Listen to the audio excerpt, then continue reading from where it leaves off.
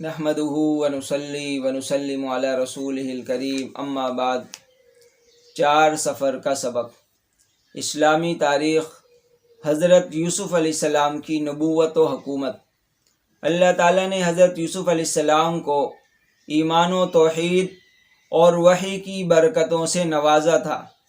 اگرچہ شروع میں مال و دولت، دنیاوی ترقی اور شہری زندگی انہیں حاصل نہیں تھی اور دیہات کی سادہ اور بے تکلف زندگی گزارتے تھے، مگر قدرت الہی کا کرشمہ دیکھیے کہ دیہات کے رہنے والے اپنی خواہش و مرضی کے بغیر مصر جیسے تہذیب و تمدن والے ملک میں پہنچ گئے اور امتحان و آزمائش کے مختلف مرحلوں سے گزرتے ہوئے وہاں کے بادشاہ کے پاس پہنچ گئے۔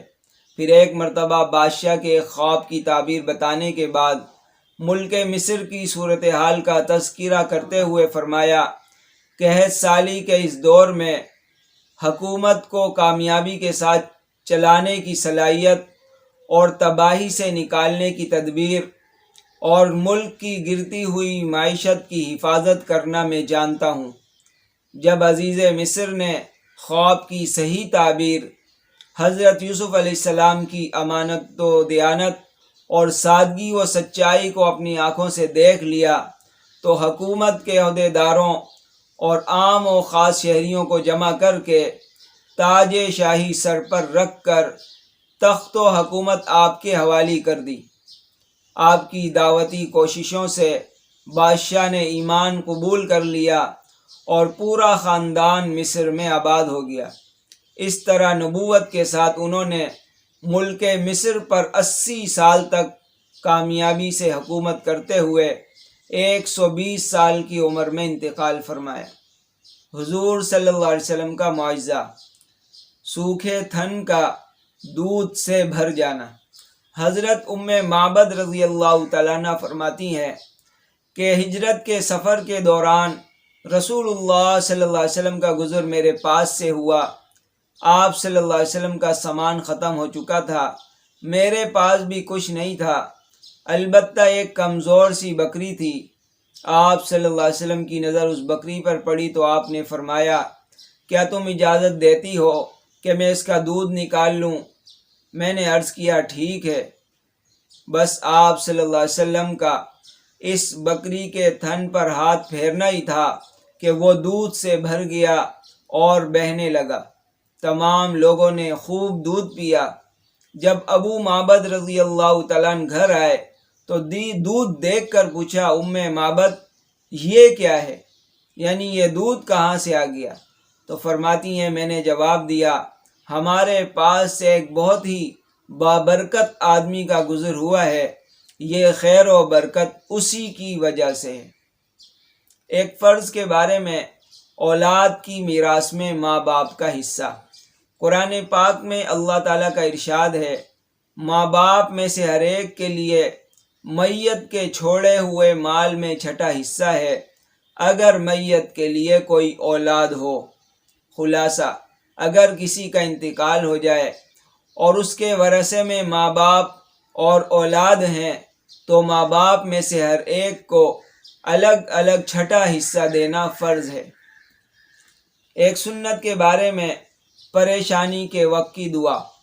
جب کوئی شخص کسی پریشانی میں مبتلا ہو جائے تو یہ دعا کثرت سے پڑھے، حسبی اللہ لا الہ الا ہو علیہ توکلت وہو رب العرش العظیم۔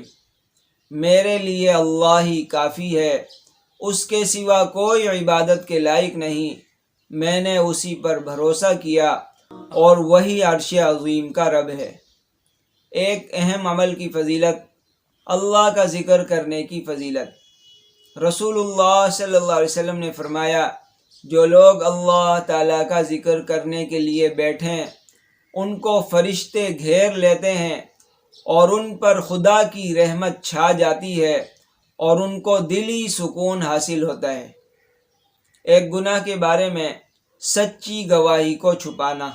قرآن پاک میں اللہ تعالیٰ کا ارشاد ہے، تم گواہی مت چھپایا کرو اور جو شخص اس گواہی کو چھپائے گا تو بلا شبہ اس کا دل گناہ گار ہوگا، اور اللہ تعالیٰ تمہارے کیے ہوئے کاموں کو خوب جانتا ہے۔ دنیا کے بارے میں دنیا کا سامان چند روزہ ہے۔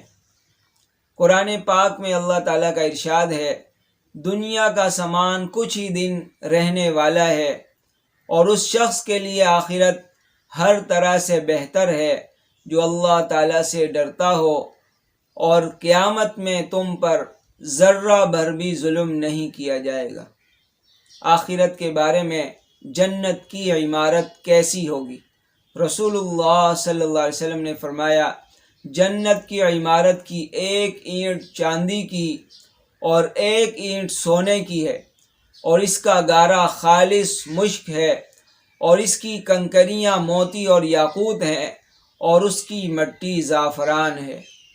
طب نبوی سے علاج، مہندی سے زخم کا علاج۔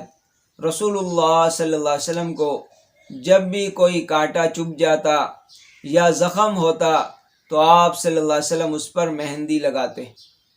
فائدہ: مہندی جراثیم کو ختم کرتی ہے، جلن اور سوجن کو دور کرتی ہے، اور اس میں دوسرے بھی بہت سے فوائد ہیں۔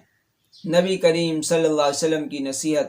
رسول اللہ صلی اللہ علیہ وسلم نے حضرت علی رضی اللہ تعالیٰ عنہ سے فرمایا، اے علی، اگر کسی عورت پر اچانک نگاہ پڑ جائے تو نظر پھیر لو، دوسری نگاہ اس پر نہ ڈالو۔ پہلی نگاہ تو تمہاری تھی، اور دوسری نگاہ تمہاری نہیں ہے بلکہ شیطان کی ہے۔ اللہ تعالی ہم سب کو شریعت کی پاسداری کرتے ہوئے زندگی گزارنے کی توفیق نصیب فرمائے، اور دوسروں تک دینی تعلیمات پہنچانے کی توفیق عطا فرمائے۔